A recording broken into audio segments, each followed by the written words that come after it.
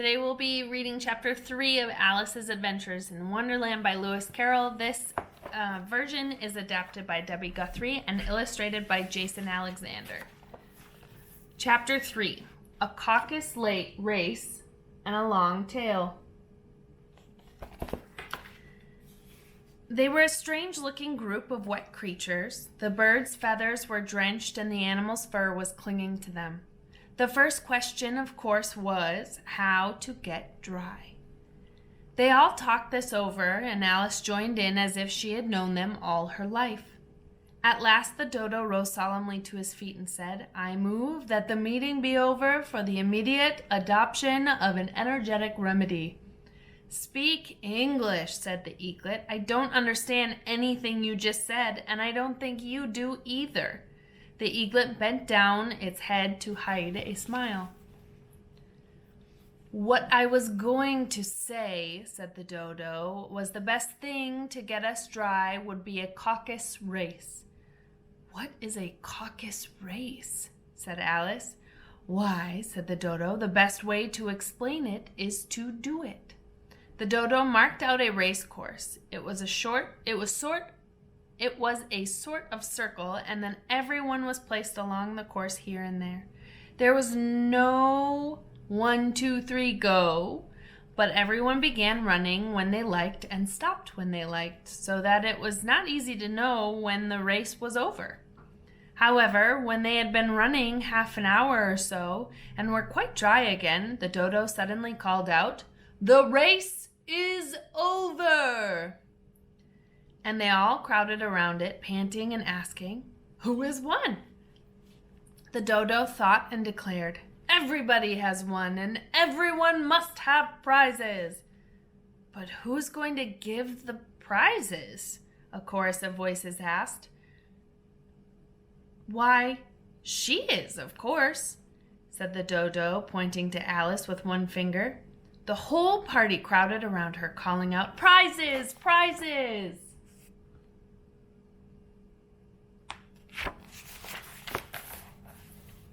Alice had no idea what to do, and in despair she put her hand in her pocket and pulled out a box of candies, which had stayed nicely dry.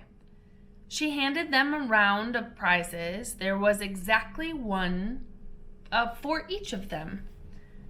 "But she must have a prize herself, you know," said the mouse. "Of course," the dodo replied. "What else have you got in your pocket?" it went on, turning to Alice.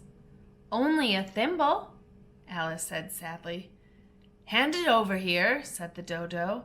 Then they all crowded around her once more while the dodo presented the thimble, saying, "We beg you to accept this thimble." When it had finished the speech, they all cheered. Alice thought the whole thing very strange, but she bowed and took the thimble, looking as serious as she could. Then they sat down in a circle and begged the mouse to tell them a story. "You promised to tell me a story, you know," said Alice, "about why you hate seas," she said in a whisper, afraid that she would upset him again. "Mine is a long and sad tale," said the mouse, turning to Alice and sighing. Alice looked at the mouse's tail. "It is a long tail," said Alice, "but why do you call it sad?" And she kept wondering about it while the mouse was speaking, and this is what she saw in her mind while the mouse told its story.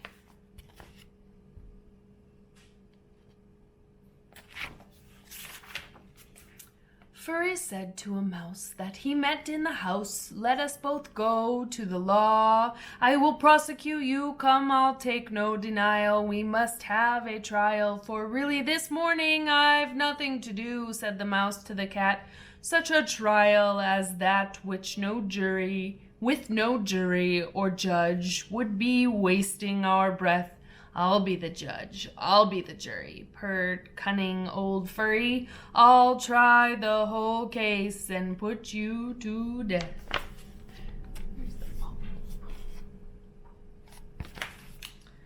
"You are not listening," said the mouse to Alice angrily. "What are you thinking of?" "I beg your pardon," said Alice very humbly. You have gotten to the 5th curve of your tail, I think.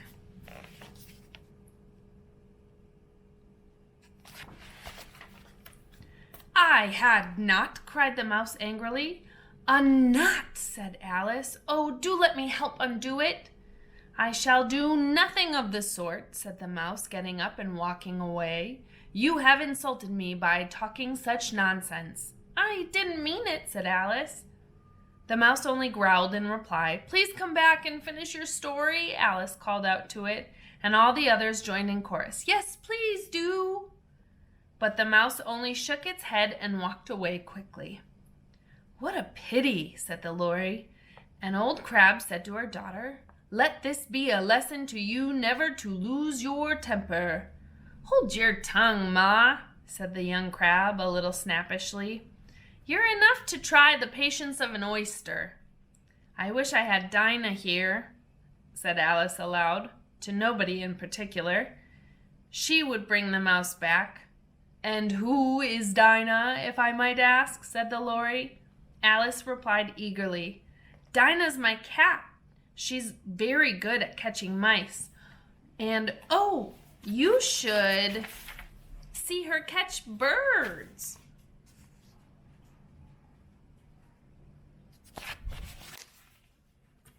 Why, she'll eat a little bird as soon as she looks at it.